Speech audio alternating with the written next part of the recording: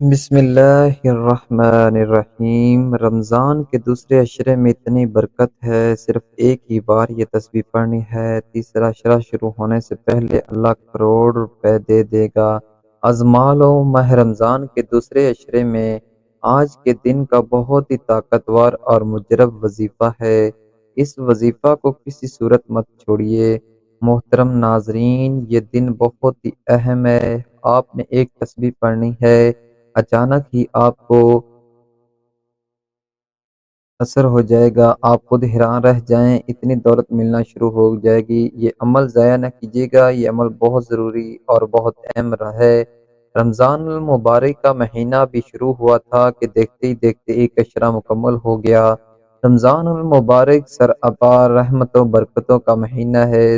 اس میں باران رحمت کی فضا ابر رحمت بن کر برس رہی ہے اور اب دوسرے عشرے کا آغاز ہو چکا ہے۔ ویسے تو سبھی دن اللہ کے ہیں، رات بھی اسی کی ہے، لیکن اس کی رحمت اپنے بندوں کو نوازنے کے لیے بہانے ڈھونڈتی رہتی ہے۔ اس لیے اس نے کسی شب کو لیلۃ القدر بنا دیا اور کسی مہینہ کو ماہ مبارک بنا دیا۔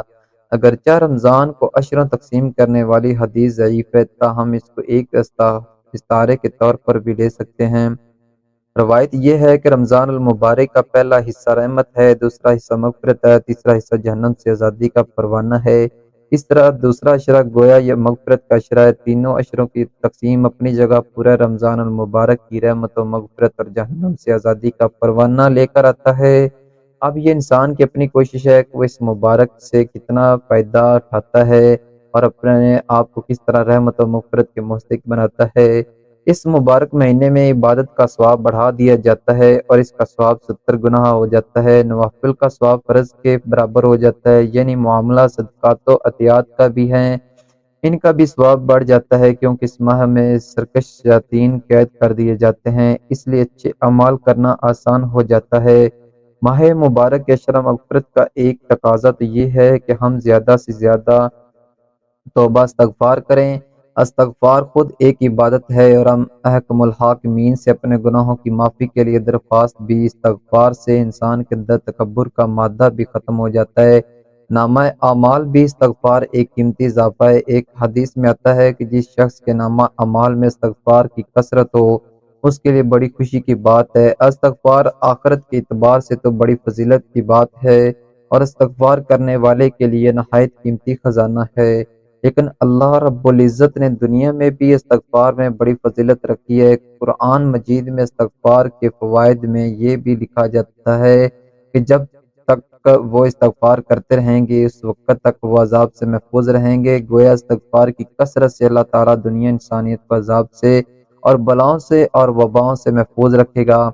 دوستو، وظیفہ بتانے سے پہلے حضرت علی کا قول سن لے۔ ایسی کون سی 3 عمل ہے جو میاں بیوی کے کرنے سے گھر میں پریشانیاں آتی ہیں؟ اس بارے میں حضرت علی رضی اللہ تعالی عنہ کا فرمان جاننے کے لیے اور وظیفہ جاننے کے لیے اس ویڈیو کو آخر تک ضرور دیکھیے گا۔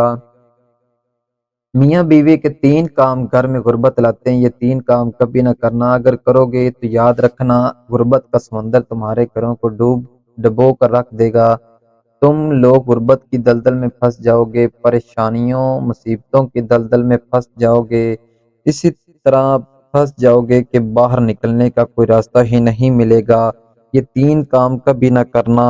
آخر وہ 3 کام کون کون سے ہیں جن کے کرنے سے انسان تنگ ہو جاتا ہے، انسان مصیبتوں میں مختلف بیماریوں میں مبتلا رہتا ہے، انسان اینٹوں سے بنایا گیا گھر جہنم کے گڑھوں میں سے گڑھا بن جاتا ہے۔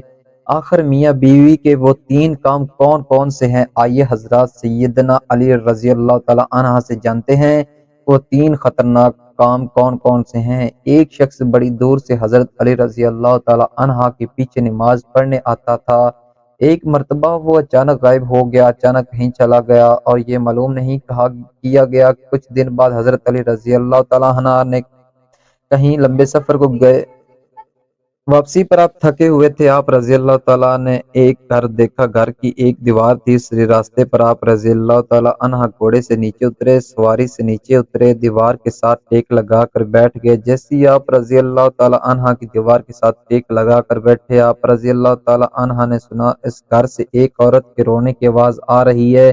اس کا شور اسے مارتا چلا جا رہا ہے، ڈانٹتا جا رہا ہے، گالی گلوچ کر رہا ہے، تانے دے رہا ہے کہ آؤ بخت بخت، جب سے تم میرے گھر میں آئی ہے میں غریب ہو گیا ہوں، جب سے تم میرے گھر میں آئی ہے تنگیوں کو ساتھ لے کر آئی ہے، پریشانیوں کو ساتھ لے کر آئی ہے، امیری کے جنازے نکل گئے، غربت روج پر آ گئی، میرے لیے قیامت بن کر آئی تھی تو میرے لیے عذاب بن کر آئی تھی۔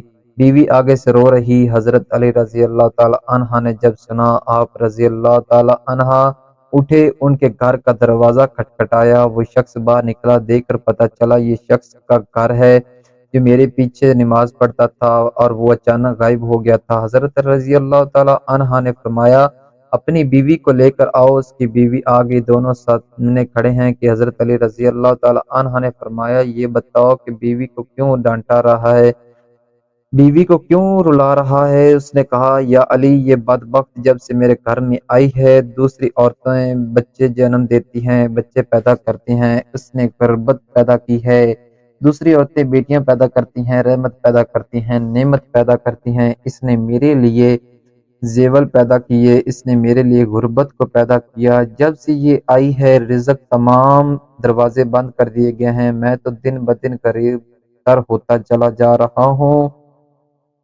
اب حضرت علی رضی اللہ تعالی عنہ نے اس کی بیوی سے پوچھا ایک بات بتا، یہ شخص کب سے تجھے ڈھونڈنے لگا ہے، کب سے تجھے مار رہا ہے؟ یہ سن کر وہ رونے لگی، عورت کی آنکھوں سے بے ساختہ آنسو نکل گئے، اور عورت رو کر کہنے لگی یا امیر المومنین، جب سے میں اس گھر میں آئی ہوں مجھے ایسا لگتا ہے کہ میں گھر میں نہیں آئی، میں جہنم میں آئی ہوں، مجھے ایسا لگتا ہے جیسے جیتے جی اللہ نے مجھے جہنم میں پھینک دیا ہو۔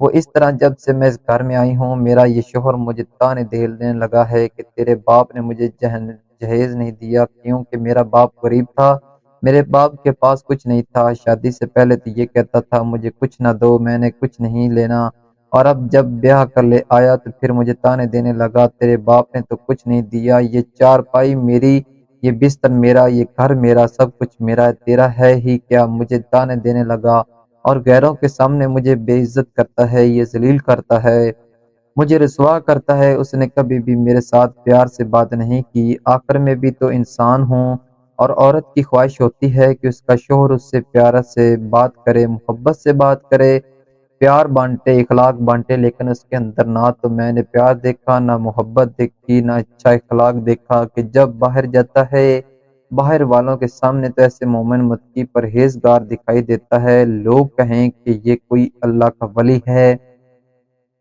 جیسے ہی گھر آتا ہے فرعون بن جاتا ہے، اس نے تو میری زندگی اجیر بنا دی ہے، اب یہ مجھے مارتا ہے، کہتا ہے میرے گھر سے نکل جاؤ، لیکن میں اس کا گھر چھوڑ کے نہیں جا سکتی، یا امیر المومنین میرے ماں باپ فوت ہو گئے ہیں، اب اس دنیا میں ہی کوئی نہیں، میں اس کے در نہیں جاؤں گی، یہ مجھے مارتا ہے، مجھے ڈانٹ قبول ہے، ذلالت بھی قبول ہے، رسوائی بھی قبول، مجھے سب کچھ قبول ہے، لیکن کم از کم اس کو بولو یہ مجھے گھر سے نہ نکالے۔ آپ دونوں کو مخاطب کرتے ہوئے حضرت علی رضی اللہ تعالی عنہ نے فرمایا یہ نہ کہا کرو کہ بیوی آئی تو ساتھ غربت لے کر آئی ہے، ہرگز نہیں، انسان کے اپنے گناہ ایسے ہوتے ہیں، انسان کرتوت ایسے کرتا ہے جو اللہ کو ناپسند ہوتے ہیں، کہ اللہ تعالیٰ غربت کو حکم دیتا ہے، غربت کو کس نے پیدا کیا، تنگیوں کو کس نے پیدا کیا؟ اللہ نے۔ اب یہ غربتیں، تنگی اللہ کے حکم کے آگے ایسے بھاگتے دوڑتے نظر آتے ہیں، پھر اللہ حکم دیتا ہے پریشانیاں اس کے گھر کے اندر داخل ہو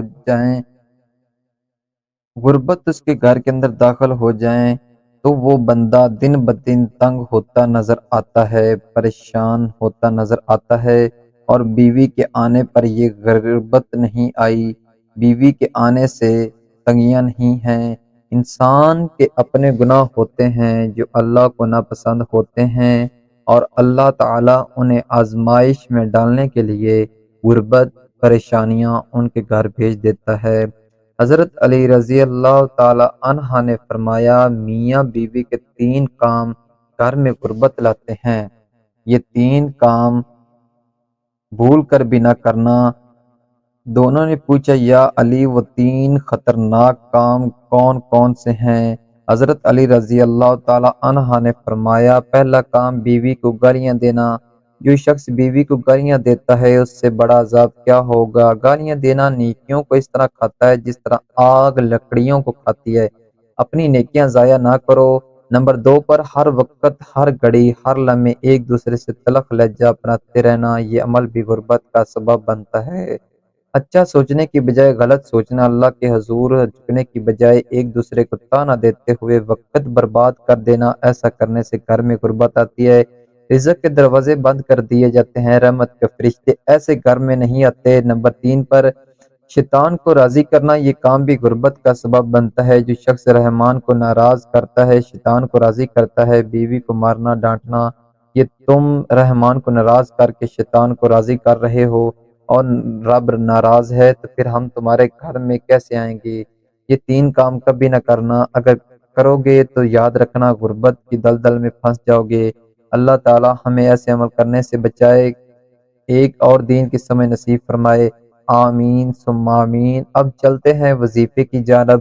آج کے دن کا یہ خاص عمل لے کر حاضر ہوا ہوں، انشاءاللہ اس عمل سے اللہ پاک آپ کے اوپر خصوصی رحمت کریں گے، آپ کو بے پناہ دولت سے نوازیں گے۔ آپ کے جو بھی مسائل ہیں دولت کو لے کر، آپ نے اپنا گھر لینا ہے یا آپ یہ چاہتے ہیں کہ میرا عالی شان گھر ہو، انشاءاللہ اس عمل کو جب برکت سے اللہ پاک آپ کو گھر سے بھی نوازیں گے۔ آپ کے پاس پیسوں کی کمی ہے، آپ نے کسی کا قرض دینا ہے، آپ پریشان ہو چکے ہیں، آپ کے پاس پیسے ہوتے ہیں لیکن پورے پورے ہوتے ہیں، اپنے گھر کا خرچہ بھی چلانا ہے، آپ اس پریشانی میں ہوں، پتہ ہے نہیں اب قرض کیسے اترے گا، انشاءاللہ اس عمل کو کر لیجئے، آپ کا قرض بھی اتر جائے گا، راستے کی رکاوٹیں بندش ہٹ جائیں گی، کامیابی مقدر ہو جائے گی۔ رب کی رضا کے بغیر دنیا میں موجود ایک پتا بھی نہیں ہل سکتا، اس لیے جو بندہ اپنی کوئی بات منوانا چاہتا ہے، مہارت کو پورا کروانا چاہتا ہے، رب کعبہ کی رحمت و برکت سے مالا مال ہونا چاہتا ہے،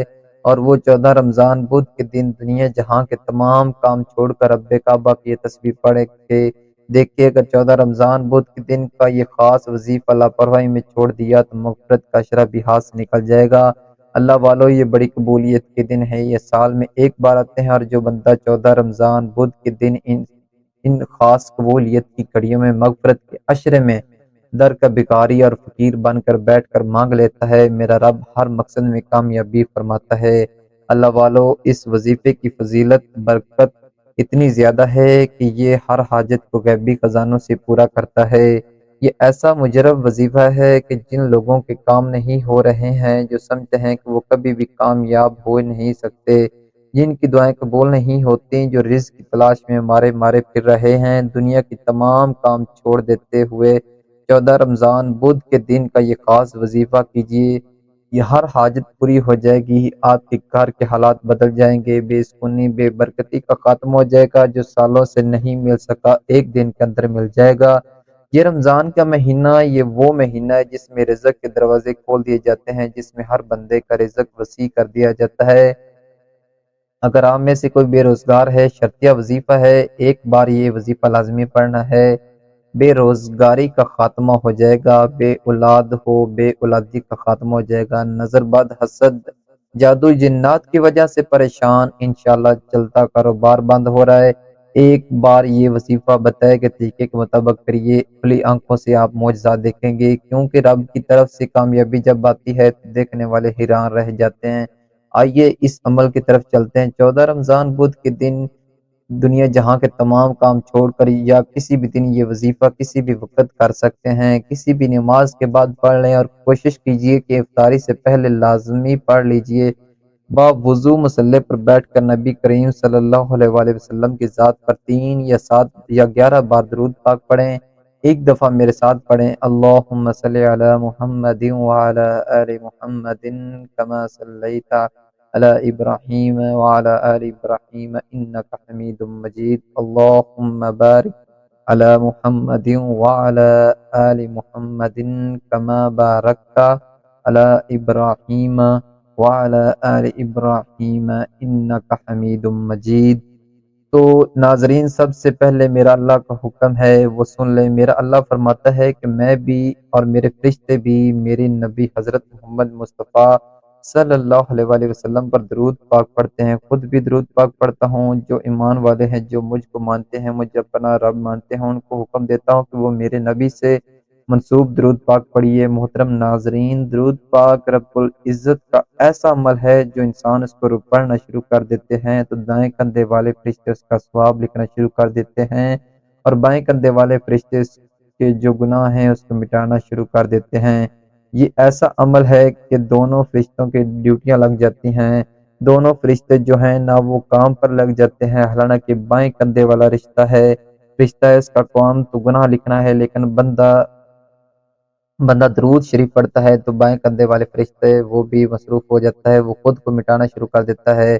ایسی برکت ہے، باقی درود پاک کی کثرت کیا کریں۔ جب ہم ویڈیوز میں درود پاک پڑھتے ہیں تو کوشش کیا کریں کہ ہمارے ساتھ بھی درود پاک پڑھا کریں، کیونکہ یہ ایسی بات ہے جس کی قبولیت میں کوئی شک نہیں۔ اگر آپ وظیفہ کریں، اگر اللہ کے نام کا وظیفہ کریں، اللہ سے دعا مانگے کہ حج کریں گے، زکوٰۃ ادا کریں گے، نماز پڑھیں گے، اس کی قبولیت کی کوئی گارنٹی نہیں ہے، لیکن درود پاک ایک واحد عبادت ہے۔ اس لیے ناظرین، اللہ پاک سے گڑ گڑا کر مانگا کریں، کوشش کریں کہ درود شریف کی کثرت زیادہ سے زیادہ کریں۔ درود پاک پڑھتے ہی اپنے مقصد کو ذہن میں رکھیے۔ یہ وظیفہ خاص اور دولت کا وظیفہ ہے، گھر سے لڑائی جھگڑے، بے سکونی، بے برکتی کے خاتمے کا وظیفہ ہے۔ یہ ایک ایسا وظیفہ ہے جو فرشتوں کو بھی کھینچ کر لا سکتا ہے۔ اگر آپ فرشتوں کو مدد کے لیے بلانا چاہتے ہیں تو یہ وظیفہ بہت ہی بہترین ہے۔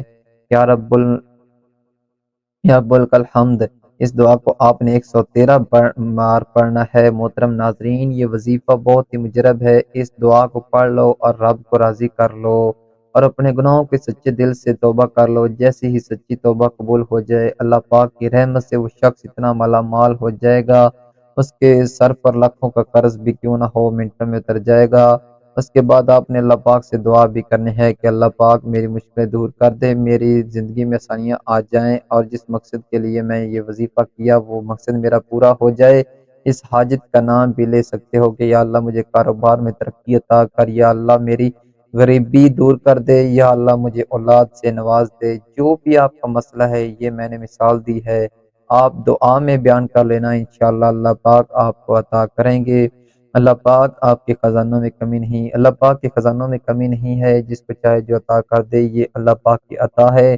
اس کے بعد حاجات عام ہیں، کوئی میرا بہن بھائی بیٹی اس عمل کو کر سکتی ہے، اس میں کوئی پابندی نہیں ہے، اور آپ کو ثواب بھی ملتا ہے جب آپ عربی کلمات پڑھتے ہو۔ اس کے بعد ایک اہم بات، آپ نے اس عمل کو اپنے پیاروں کے ساتھ بھی شیئر کرنا ہے۔ جب آپ دوسروں کے ساتھ شیئر کرو گے، ان کی زندگی میں آسانیاں آئیں گی اس عمل سے، تو اللہ پاک آپ کی زندگی میں آسانیاں آئیں گی، کیونکہ اللہ پاک فرماتے ہیں جو میرے بندوں کے لیے آسانیاں پیدا کرے گا، میں اس کے لیے آسانیاں پیدا کر دوں گا۔ تو میں نے اس عمل کو بڑی ہی اچھی طرح سمجھایا ہے، آپ نے بھی اس عمل کو اچھی طرح سمجھ کر کرنا ہے تاکہ آپ کو فائدہ ہو سکے۔ تو اب تک کے لیے اتنا ہی، اللہ حافظ۔ اگر ویڈیو اچھی لگے تو اسے آگے شیئر کر دیا کریں، اور چینل کو سبسکرائب کریے اور ویڈیو کو لائک کریں۔ انشاءاللہ بہت جلد ملتے ہیں نیکسٹ ویڈیو میں نیکسٹ وظیفے کے ساتھ، تب تک اپنا خیال رکھیے گا۔ اللہ حافظ۔